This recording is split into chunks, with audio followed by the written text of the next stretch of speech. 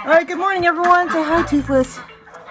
So today I'm going to show you how I have learned to cut my Muscovy's wings by myself, especially the bigger boys. This might be a useful technique for you to try once you catch them and you hold them. If they happen to have a mate like this one does, he's finally found himself a mate, it might be easier for you to have them both in the same area together, so that way he doesn't stress out so much trying to look for her, okay? So, first you gotta put him down without getting scratched, because I have a hold of his feet and I don't have my gloves on right now. So just let go. There you go. Alright, bud. Okay, settle down.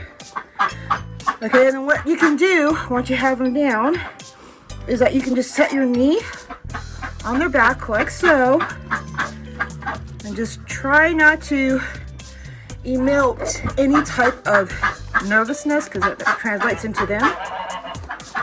And then you spread out the wing carefully. And I'm just in an awkward, I'm really sorry, but this is the only way I could jerry rig this right now for it to happen, because I had to do this quickly this morning. And I thought I would just show you how I can do this on my own with the big boys. All right, and you just go ahead and these are the shorter wings here. You want to clip at least these first set of long wings, and then when you see the wings getting shorter, you pretty much want to stop there. So you can go ahead and go from here, follow this line right here. See that line? Follow that line right there, and clip those wings like so.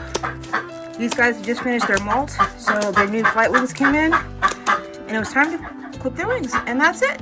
I hope this helps you out and you are able to successfully clip your Muscovy's wings on your own, or any of your flight birds on your own that are much bigger. Okay, boy. Thank you. There, was that okay?